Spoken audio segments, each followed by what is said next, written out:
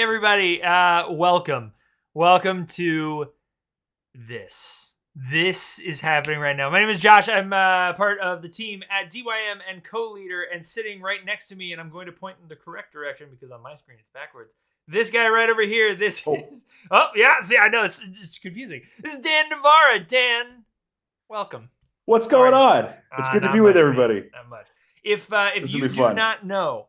Dan Navarra is the mastermind, the criminal genius mastermind behind the Youth Pastor Compensation Report that gets put out every year and that has on more than one occasion helped me talk to my supervisor about why I wasn't getting paid enough.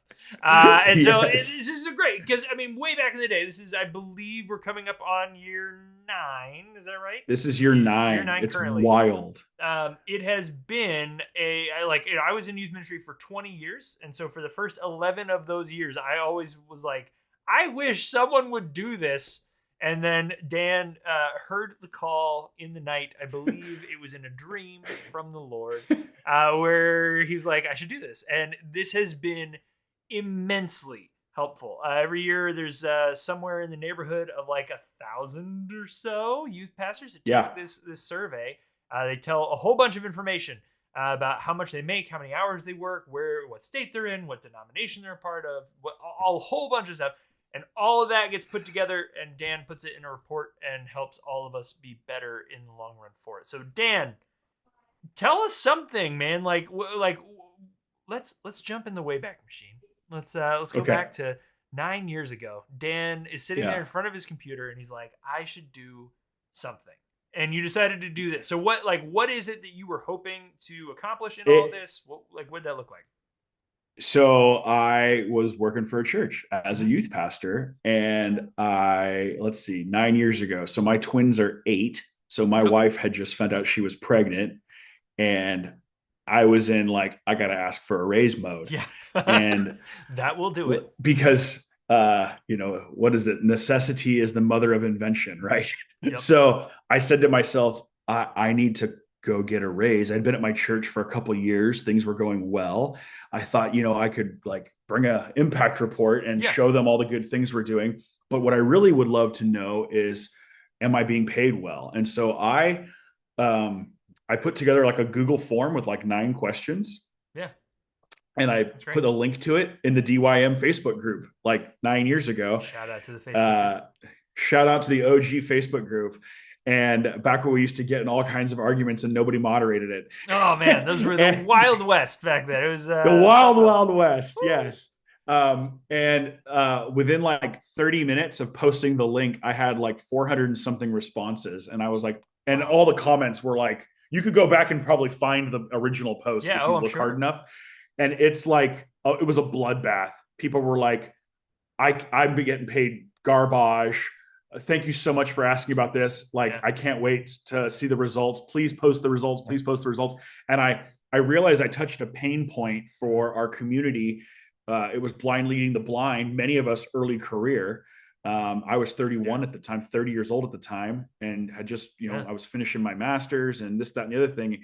And so I reached out to my buddies at the Youth Cartel and said, hey, what do you guys think about like publishing this? And they were like, we think that's a great idea. Yes. We'll take up the flag with you. So good. And so Mark Ostreicher, and back then it was Adam McLean, like helped a lot and helped me learn how to write and publish. Yeah. Marco's been the editor now for 8 years. My general editor does a great job. Love that guy. And we've just promoted it together and tried to get as many responses as possible over the years. We're like well over 11 or 12,000 responses now in the lifetime of the survey.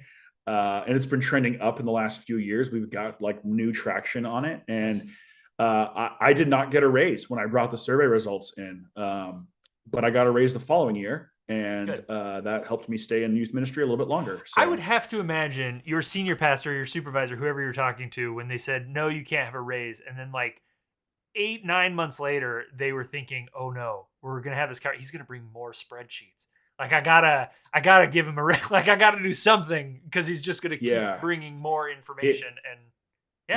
Well, and one of the things we've said over the years, every year we put this line in the report. It like, if you look at our reports year over year, they actually don't change a whole lot, believe it or not. Yeah. But one of the lines that is like a golden oldie is the squeaky wheel gets the oil. 100%. If you're not having an annual review with your boss where you can talk openly about compensation, you will not get raises at the same rate as the people who are having annual reviews. And so I didn't get a raise in year 1, but in year 2, I'd already set the precedent. I'm going to ask for a raise.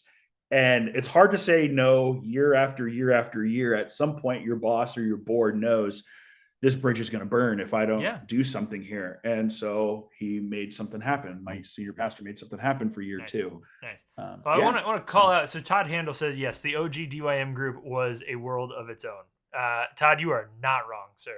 It was, you could go in looking for like either encouragement, or you were like, hey, I just need to vent. And somehow by the end of the conversation, you were going to find out that you were in fact destined for hell. And it was like, well, that's not even what I was asking, man. I'm just saying I had a bad week. But it's gotten better. We've all grown up a little bit, maybe. Well, I think the early days of the DYM Facebook group were probably much like the Protestant church when it first protested the Catholic. It was still a bunch of people who somebody's disagreed getting on burned everything. at the stake. Like that's somebody's getting burned. Yeah. Yeah. No, okay, it's good though. You did bring up something really good that I think, the idea that the squeaky wheel gets the oil, right? So like, but and it's the people who are having these annual reviews. Those are the people that are most likely to get a raise in any given year. But sometimes when you go into those reviews, you also get hurt, right? You also get like, oh gosh, I'm about to. You're like, hey, I want to review. And you're almost like your senior pastor or your supervisor looks at you and says, oh no, you don't, because I'm going to tell you some things that are going to hurt. But those like it isn't just a like you have to go through this to get this, but like there is a point where you're like, hey, you have to also want to be better. Like you can't just go into a review assuming they're just going to just tell you how much they love you and that you're the best that they've ever seen. No, it's going to be hopefully constructive criticism, but it's going to be criticism, right? And hopefully being able to show year after year that you actually want that, and you're actually going to do something with it. That I think that does show a pattern that does get rewarded for sure. Yeah, one of my early mentors said you have to have a fat attitude if you're going to be in ministry, faithful, available, and teachable. Yeah. And if you go into your review thinking that you're God's gift to your church, nope. You might be. You might be crushing it. All your KPIs, key performance indicators, might be up and to the right, or I guess it'd be this way. And you still may need to grow spiritually. Your pastor might, say, man, I love that you're reaching all these kids on campus, but we want you in the office more. And it's like, I I'm doing my job. Yeah. Uh-huh. So you definitely have to be willing to get the good with the bad. Yeah. And I tell, whenever I coach youth pastors on, how to go about asking for a raise, I tell them, have the data and be ready for you to be immediately dismissed. Oh yeah. We have heard enough horror stories over the years of, I went in with the youth pastor compensation report and I got the raise because I showed that I was worthy and that I was being underpaid. And then for every one of those, there's been at least a few where they go, I went in and I asked for a raise and they let me go. And what I tell youth pastors who've had that trauma happen to them, because it's Oh trauma. yeah, absolutely. First of all, we're the only army that shoot our wounded in the world, right? But what I tell them is, they probably actually did you a favor, as painful as it feels right now, because they weren't going to ever pay you what you needed to have a long-term career. My tagline for this thing for years has been turning your calling into a sustainable career. Because so many people get into youth ministry because, man, God called me to ministry, and like, you're young 100%. and you're single and you don't have responsibility, and like, you like, what's health insurance? I don't even know, because I've never used it before. I've never even had my teeth cleaned, right? And it's like, you get And into I've youth never been ministry and sick. you love I'm it, 20 years old. I'm healthy. It's right? gonna be no problem. Yeah. And Oh yeah. Oh and yeah. it's all about the calling to Yeah. sleep on a gym floor and disciple teenagers. God Yep. bless those people. But at Absolutely. some point, everybody hits an inflection point. Many people, it's when they either get married or have their first child, where they 100%. go, holy smokes, it's a calling still, but it has to also have a career attached to it that is like, I can sustain my family on that career. And so my goal since day one has to help people stay in youth ministry longer, It's good. because It's they're really being good. paid more appropriately. That's awesome. All right, so I noticed in reading the most recent, and it looks so good. It's right there. It is the 2025 Youth Pastor Compensation Report. One of the things I noticed in there is that that this year showed the largest single year jump, right, Yep. in average salary over the 8 years, like over every year. Yep. Like, this is the biggest one. So is it safe to say we've done it? We did it. We have all right. We Uh, are all now. We are now we are no longer all. rearranging chairs on the Yeah, Titanic. it is. It is. Yeah. So I mean, but like that's really good news, though, right? Like, it is. It is good news. it Is it it enough? is. What does that? What does that show us? What's the Yeah. takeaway there? So it is good news. It's moved up every single year, Mm-hmm. which is, we would hope that it would be doing that. Yeah, for sure. If it here's probably some of the numbers underneath the hood that aren't as great. It went up at half the rate of inflation, right? Right. Yep. Dang it. Yep. Almost. We were We this close. when it comes to keeping up with the world, Yeah. it's still, we're so far behind the eight ball. It's very difficult. I say that, I'm here in California. In and out employees can make $22 an hour starting Right. at Oh yeah. 16 years old, right? Like, there's plenty of youth pastors who take the survey who aren't making $22 an hour when you work it out, right? And so, like, every area is unique, but our industry is so far behind, especially when you take into account that over 80% of all youth pastors either have a 4-year degree or a graduate degree. Right. Like, over a third Oh of yeah. full-time youth pastors have a graduate degree. So we're highly trained, highly capable, highly competent in our role. These aren't entry-level, entry-level laborers, so to speak, like an In-N-Out employee might be. Sorry for those of you on the East Coast who don't have In-N-Out. It's the Lord's beef, as we like to call it out here. I'm going to throw up fighting words right now. We got a burger debate going. But anyway, my point is, our industry's been so far behind, and yeah, we're taking steps the right direction, but we're not taking steps fast enough.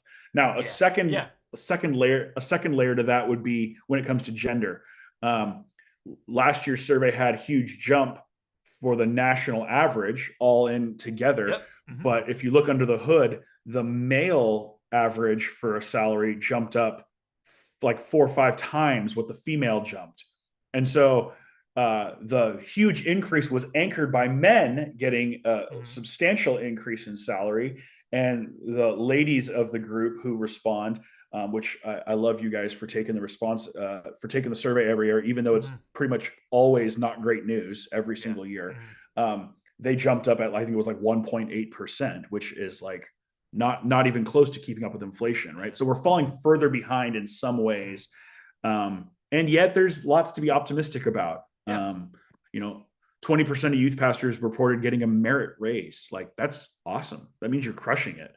Like, That's that means great. you're baptizing kids and recruiting volunteers and discipling teenagers, and Yeah. you're winning. However your church just describes winning, you're winning. And like, that's awesome. Yeah, and I mean, and I'd go as far as to say, obviously we're going live in our Facebook group, but like, if there's any senior pastors, any people who supervise other youth ministry professionals, like if there is anyone who is in charge of this, like you got to know, like anytime that you give someone a raise, that is you telling them you are doing a good job, like you are doing well. And I mean, yes, sending a card, telling them those are all great things, but at the end of the day, every year that someone is not given a raise because of inflation, it's like, yeah, their salary ultimately, or their spending power, whatever, it goes down. It's a pay cut. So so it's like, if you're saying you're doing so good, it's like, then why do you keep giving me a pay cut? And it's like, well, you're not getting a pay cut, it's just staying the same. It's like, yes, but that's just not how the world works. Like, it's just not. And so, so I would say, if you are in charge of anyone in one of those positions, and you're looking for, how can I show them that I think that they are doing a good job, a raise. Absolutely. And I would say, if you're a senior pastor, executive pastor, and you're a former youth pastor, which is why you'd probably be in this group, like, you need to have an escalation schedule in front of your board every year. Yeah. Here's what we got to do with personnel. We've got to raise salaries across the board, 3, 4, 5. If you do 3% every year, you'll be fine. Like that, you're not neglecting your employees' compensation. You think of it from a career standpoint, right? If I have a 3% raise every year, that means I'm making 30% more a decade later. Right. And I think everybody in the group would be happy with that overall. Right. Yeah. Just planning it. I was just talking with somebody the other day that was, we were talking about sound equipment in churches. We do this thing. Churches are notorious for doing this thing where we buy, like, we're going to put all new sound equipment in the sanctuary. And then we spend a lot of money on this. And then we never budget for upkeep or replacing that equipment, right? And so, or a professional sound person, or someone to run it. No, you just got the guy. He's volunteer. He has a good heart. The youth pastor could do that. Yeah, the youth pastor could do it. But it is one of those things where it's like, that's fine for like 5 years, but then suddenly, 10 years in, and sound equipment starts to not do so great, and then you end up finding yourself staring down this massive cost of replacing it all because you weren't replacing it and keeping it up as it goes. Deferred maintenance. Yeah, it's the same thing. I feel like with salaries, it's like, hey, here's our salary budget. We're gonna use all of it, and then next year it's not going up, and then next year it's not going up, and next year's not going up. That takes a toll. I think one of the things that is a good sign for youth pastors and youth ministry health in general is recently was reported, I think, by Barna and several other organizations, that the millennial generation, which I'm a token millennial, are now the largest represented church demographic. Yep. And my kids are 11, 8, and 8. They are heading into youth group next year. Yeah. My first kid will be a 7th grader next year. And so now churches are seeing a resurgence, whereas we were absent 5 years ago, pre-COVID and COVID. The youth ministry numbers tanked across the country, and youth pastors became a little bit more expendable. And it was also youth pastors were quitting. And now all of a sudden we're seeing a resurgence in churches going, hey, we've got a really strong kids ministry coming up, and we need to be ready for them in junior high.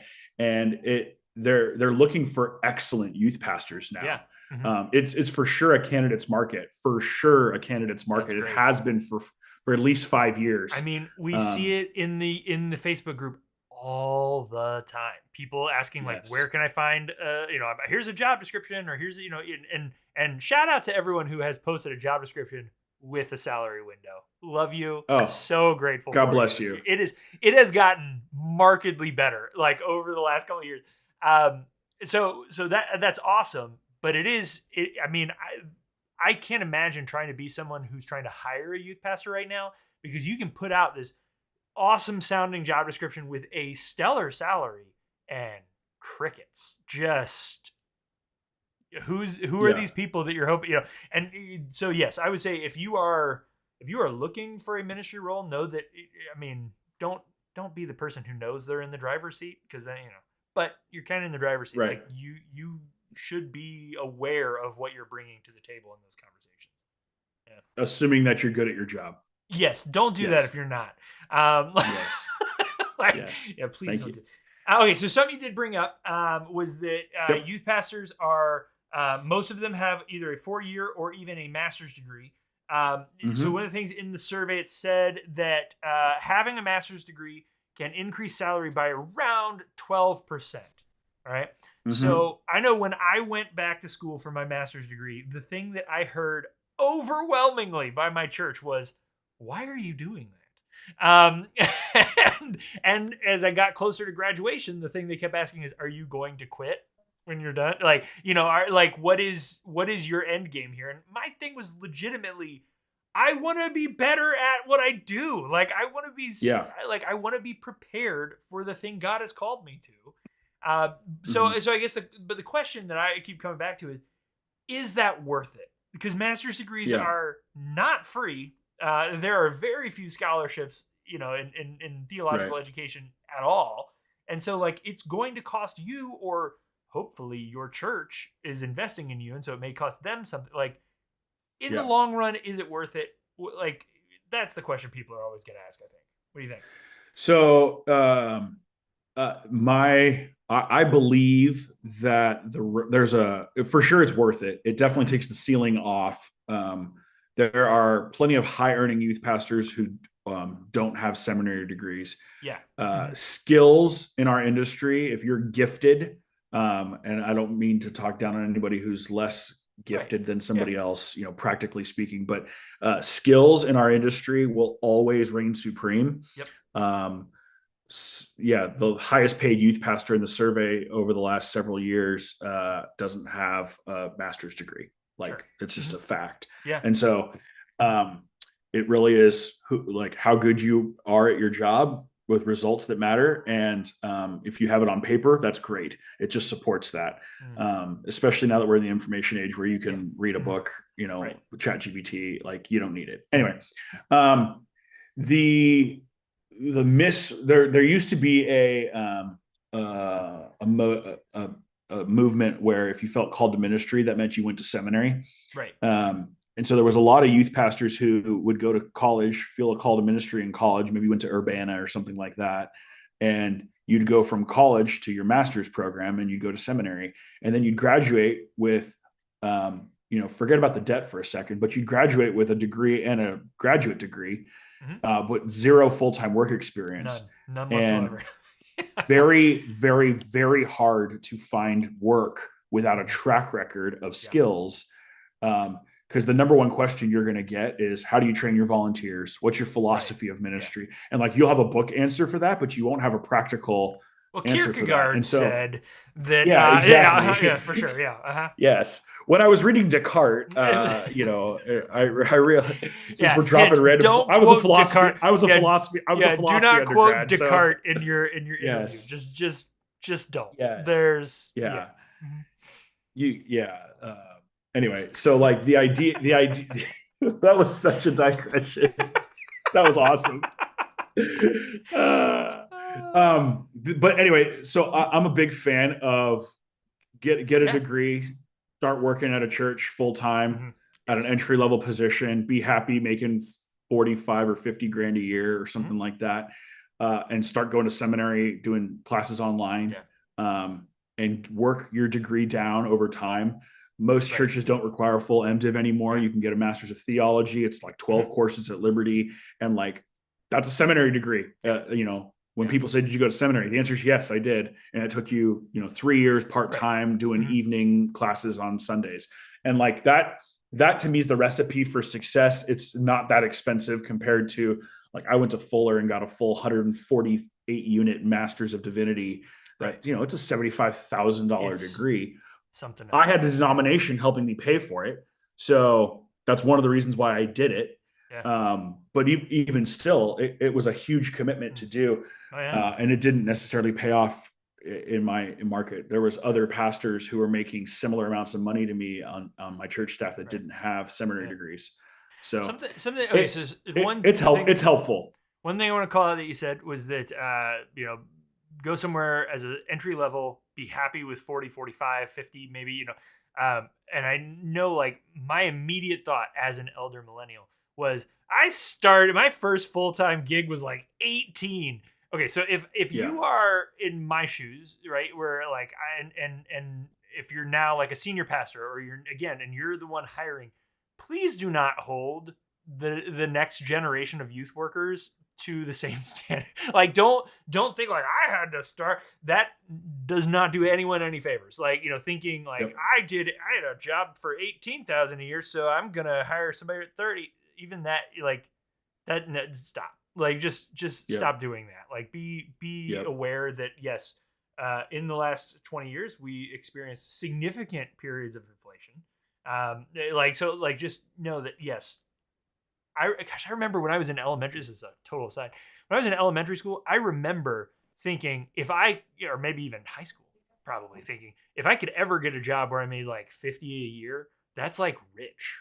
Like I would be like Yeah. rich, and and so like it is interesting just how quickly those things change, and that's because Yep. yeah, it Yep. it changes very quickly, friends. So just be aware. Okay. Yeah, Dan, do market research. yeah, It's easy for to real. do. Yeah. Like go to churchsalary.com, pull a salary report for your area if you're hiring somebody or if you're looking for a job. It's like a $30 report, and like Yeah. it will give you a great range and factors to consider. Mhm. And then just look at Zillow in your church's neighborhood and go, what does it cost to live where my church is? Right. And like Could just someone buy a factor that house in. here? If Yeah. Because otherwise you're basically saying to your youth pastor or anybody else, we want you to work here, but we need you to commute, which means you're not doing local ministry, which means kids aren't, volunteers aren't hanging out at your house and students aren't swinging by and this, that, and like, so just, Totally. be realistic, Yep. anyway, it's not all things that people So can okay, control, so I but will say Jake Schneiderhan, this is pretty good. I didn't go to seminary. You know who else didn't go to seminary? LeBron James, Tracy McGrady, oh my and gosh. Kobe Bryant. Good call, Jake. Yeah, no, you're done. Okay, so one of perhaps my favorite moments in the 2025 Youth Pastor Compensation Report is you saw that if a youth ministry uses curriculum, that there is a higher chance that the youth worker, the youth pastor at that church will get paid more. Like even up to like 8-9%. Like it's not a small amount more. No. Help us understand that. What do you think? Like, what do you think is happening there? How does that work? At first glance, you would think it's counterintuitive, right? The church is spending money on curriculum, so of course they're not going to spend as much on their youth pastor, right? And it's actually an inverse relationship. Yeah. The big idea to me is so much of youth pastors making a decent wage is longevity. Yeah, 100%. The entry level youth pastors bring the average down for sure, and half of the survey respondents have been in ministry for less than 5 years, pretty much every year. Oh wow, okay. And so you've got a bunch of low earning new youth pastors anchoring the data. And when I say anchoring, I mean pulling it down, which is fine. It's still part of the average.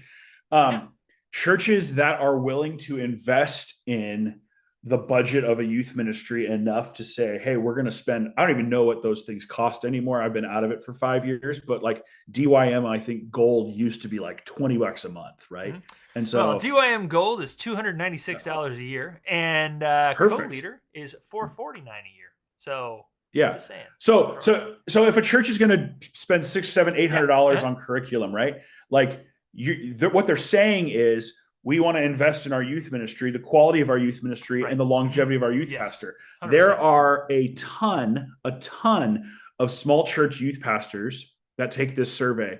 The average youth group size, not the average, more than half of the youth pastors who responded are running youth groups of 40 kids or less. Right. Okay. If you're a 40-hour a week youth pastor with a group of 40 kids in your youth ministry or less, odds are you're probably spending a bunch, and you don't have a curriculum. You're probably spending 15 hours writing your message and your small group questions every single week. And if you have a 40 kid youth group, that means maybe you've got 5 or 6 volunteers. Like if you back out 10 of those hours because you're using a curriculum that expedites plan.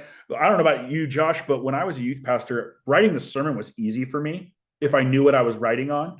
The hardest part of my job was writing discussion questions for my small groups. Because you don't want to ask the same lame question every single week. Well, what's your high and low, right? Like, okay, you can only do that so many times, right? So like being creative, once you hit year 3, it's like, how do I ask this question the same but different?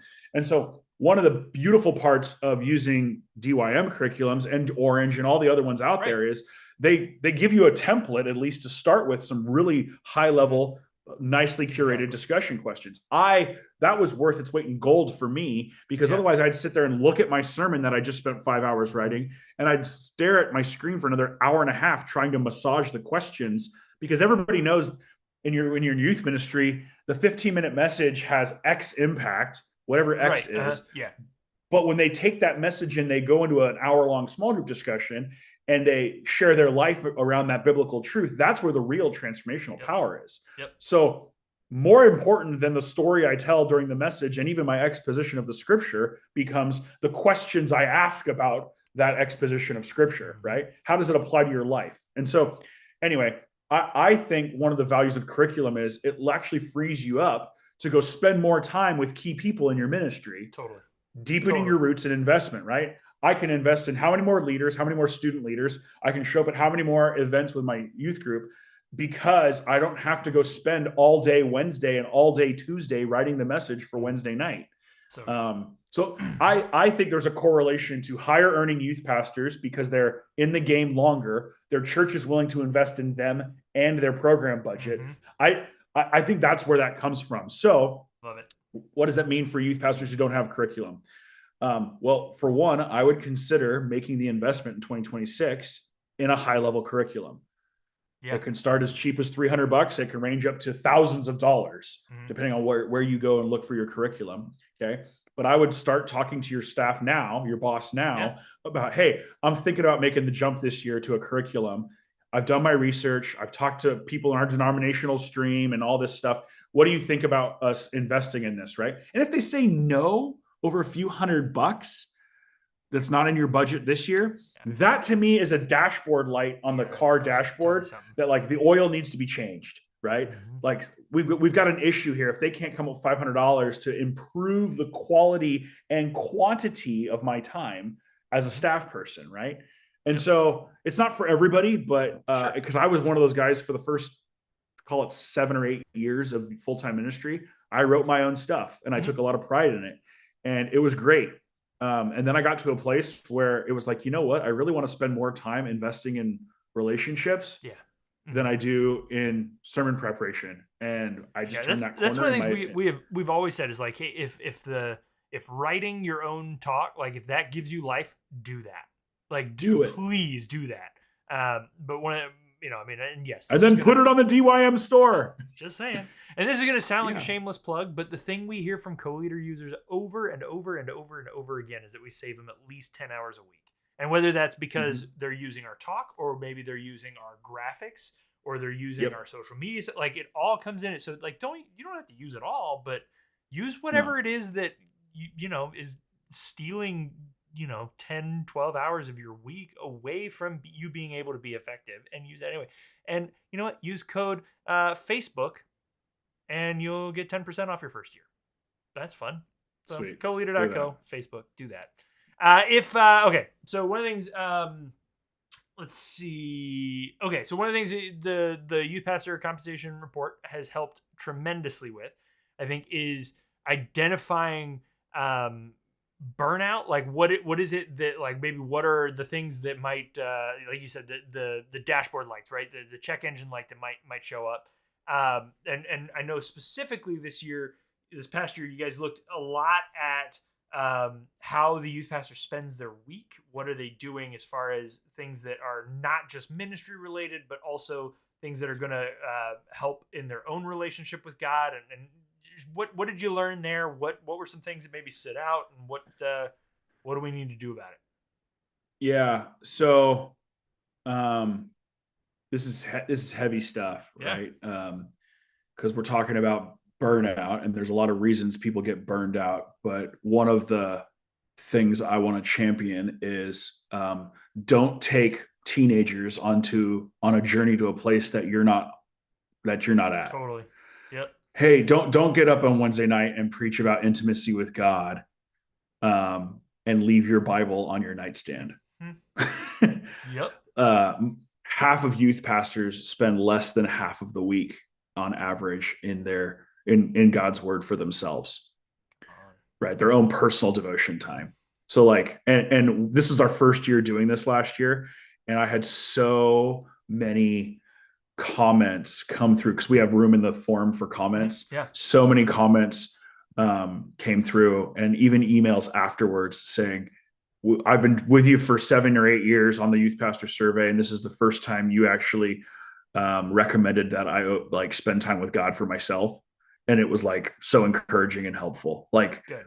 people just needed to be told, because your boss may not be asking you how your quiet time is. Yep. And like, I just want that for you. I want you to have the closeness and intimacy with God. And, reading your Bible every day is only one slice of that. Mm-hmm. Like, memorizing scripture.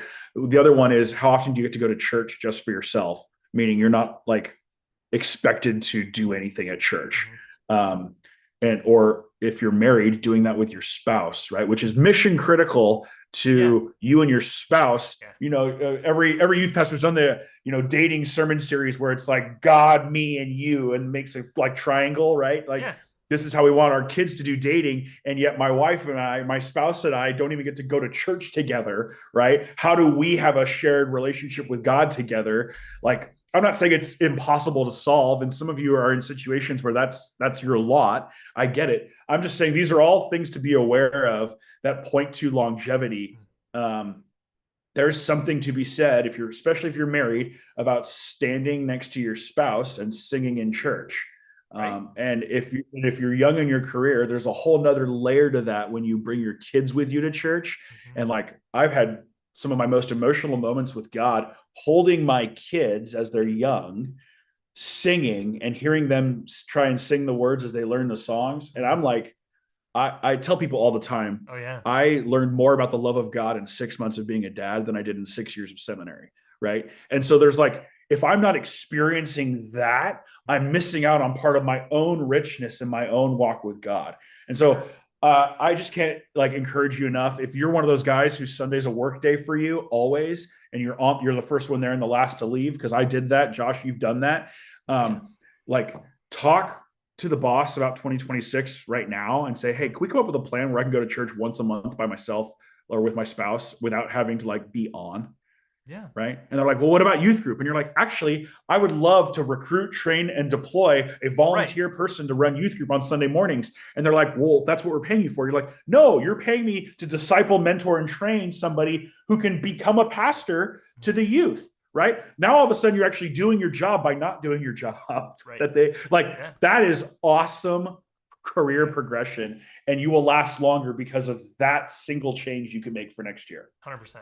So good. I will step off my soapbox. Dude, no. It's true though. I mean, I think as we're trying to figure out like, yes, we want youth pastors to make a better, decent living wage, like all that, like but it really is a conversation not just in how much are youth pastors making, but are they healthy? Are they doing ministry that is what they feel like they've been called to do? And are they able to do that in a way that they can be there for a long time and not end up hating the church that they work at, or walking away from the faith that they've given their entire life to? Like, that's the reality of what's happening so often, is I think because we don't give enough attention to what are we doing on a daily basis? Are we actually living what we're teaching? Like, when you don't, that wears on you, and most often I think you don't even end up realizing it till it's too late. So yeah, yep. If you are in a situation where you're like, this is happening, but don't worry, it's fine. let this be a little bit of a wake up call, and maybe just start having those conversations before it's a problem. And what it points to is there's churches and there's church culture out there that points to the youth pastor being a commodity, right? Well, you're here to work and do a job, and we want you to do that. And then there's churches that see youth pastors as vital parts of the community, and you want them to be healthy, right? I always and these aren't the same thing, but they're tied together, right? Churches are like, they'll put it on a t-shirt. It'll be their annual, Vision Sunday. They'll be like, we're for the family, right? And their youth pastor's family's dying. Yeah. Right? Like, it's hanging on by a thread. And like, we're for the family. But when our youth pastor has a kid, they have to be back at work 10 days later because it's Wednesday. And it's like, but we're for the family. Yeah. And it's like, I just want you to think about, like, there are churches out there who are like, man, we're so happy that you and your wife are adopting that kid. Take a month, paid vacation. Like, and it's not going to affect your actual vacation. Like, there are churches out there that care for people that way. Yeah. And it's a candidate's market. You can find churches, and those are great questions to ask when you're interviewing. What's your church's paternity, maternity leave policy? Oh, you don't have one? That interview is probably over if you're expecting a family in the next 5 years. Yeah. Right? Yeah. And expecting a family doesn't mean you're expecting like in the next 9 months. Like, I mean, if you're young, just, maybe think it. That, in the next 5-10 years, who knows? Who knows? I do want to get to this question that Todd asked. He said, so let's say my friend asked for a raise and was told that he most likely would get one next year, but he was told that in February.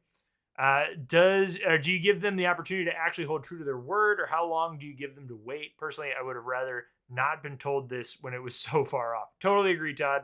But yeah, it's a kind of a crummy thing to find out in February that you're not getting a raise until at least next year. But I think the question is, how soon does he follow up on this conversation? And you got to understand the church's budgeting cycle, right? So if your church runs on a January 1 budget, budgets are being reviewed right now. And so the numbers for next year are being floated right now, right?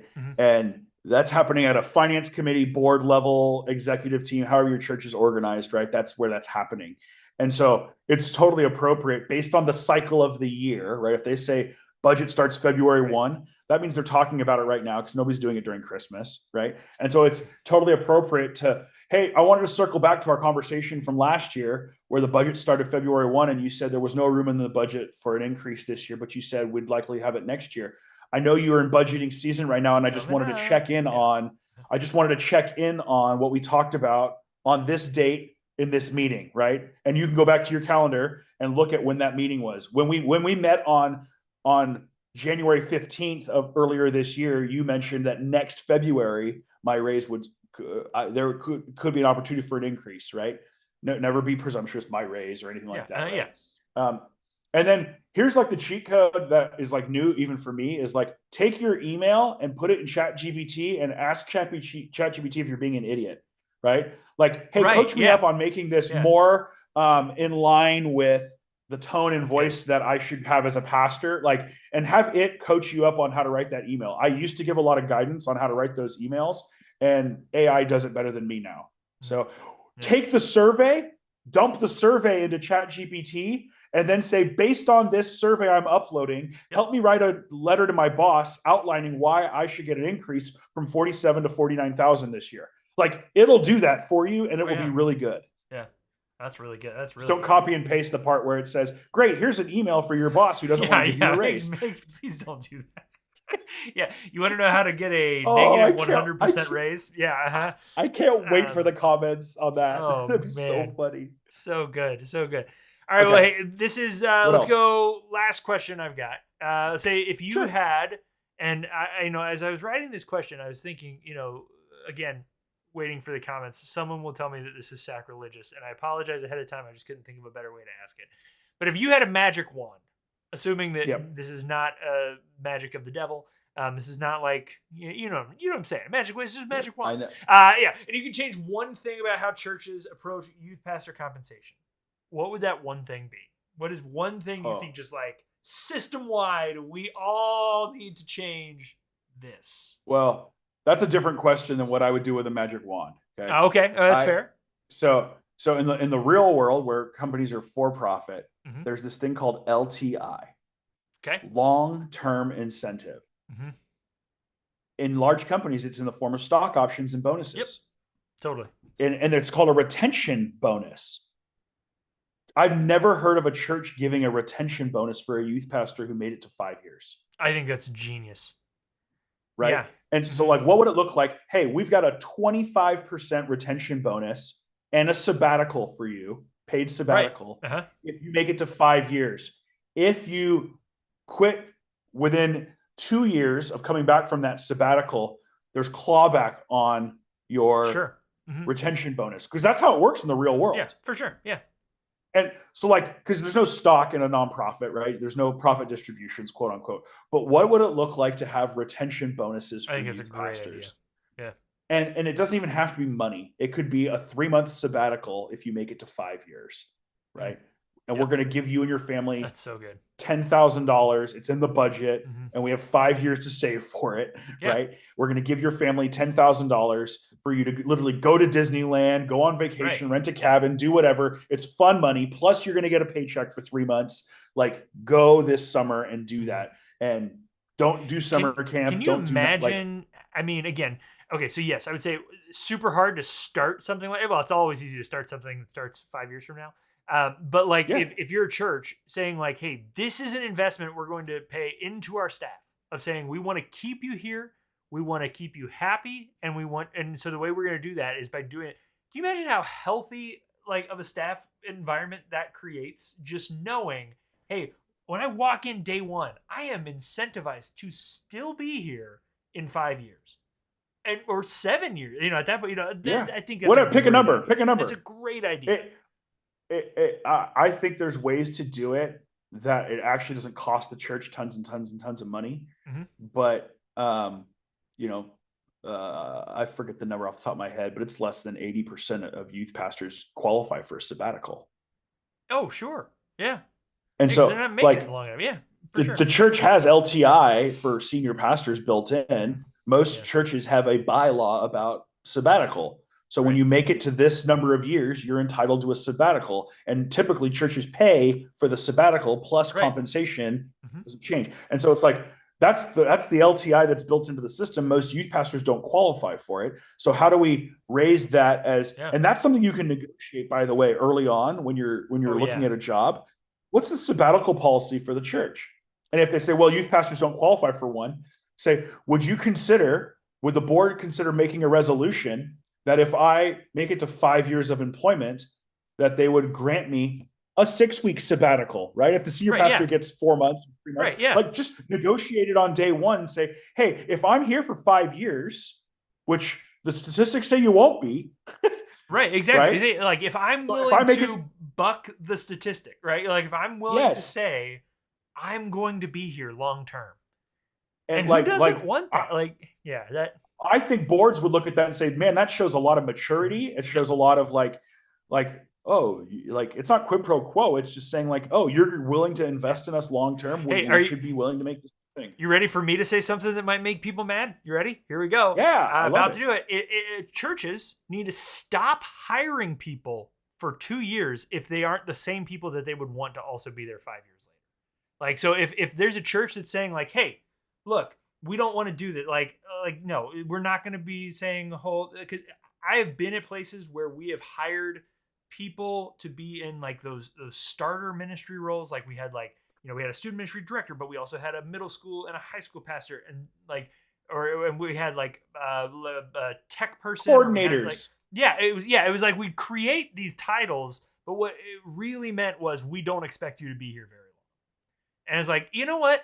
It would be wild if we just stopped doing that altogether. Like hire people that you don't just want to be here this year, but that you actually want to also be here 5-10 years from now. Like hire for the role of what you want it to be.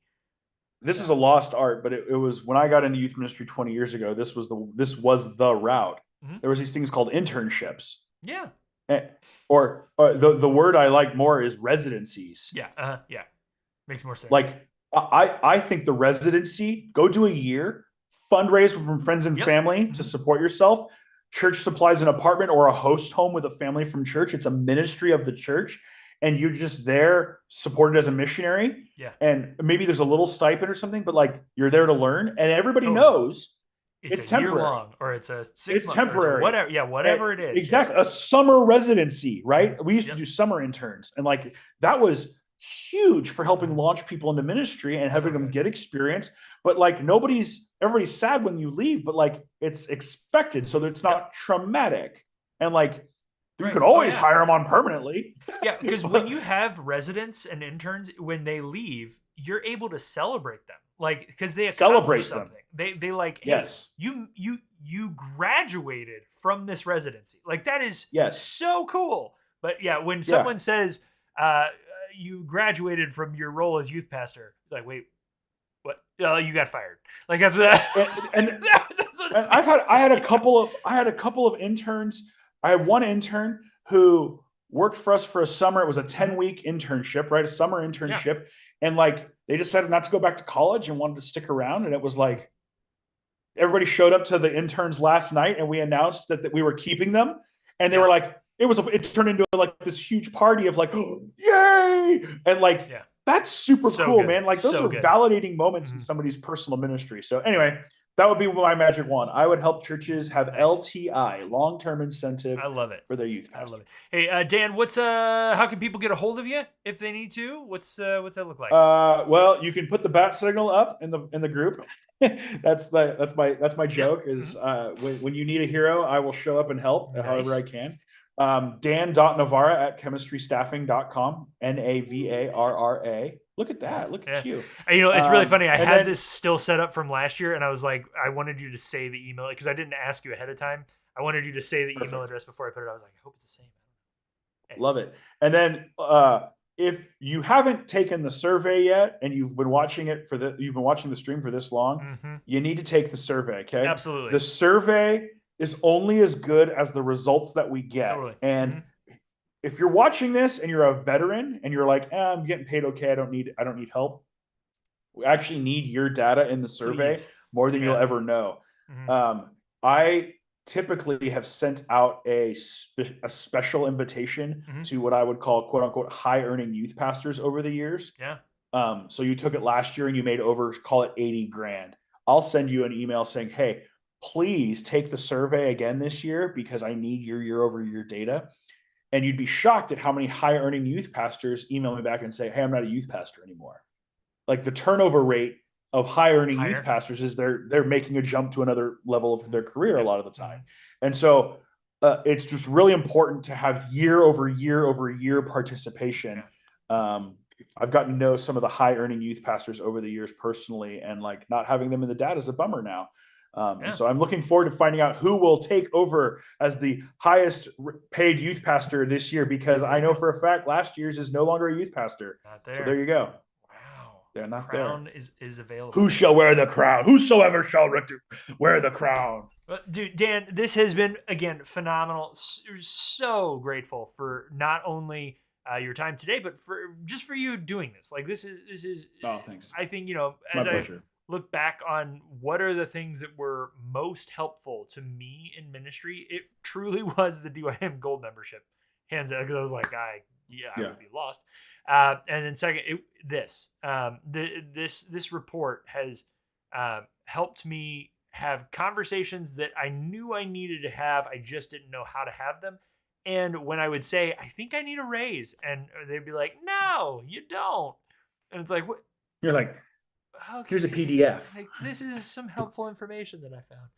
It's great. It helps. It helps that conversation because you're not just saying I need, and they say we don't have.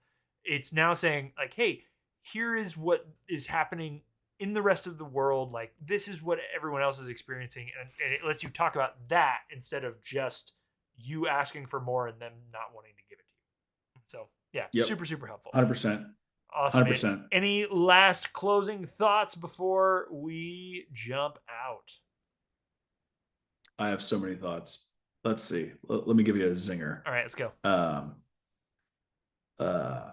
Churches that pay for family medical. Yes.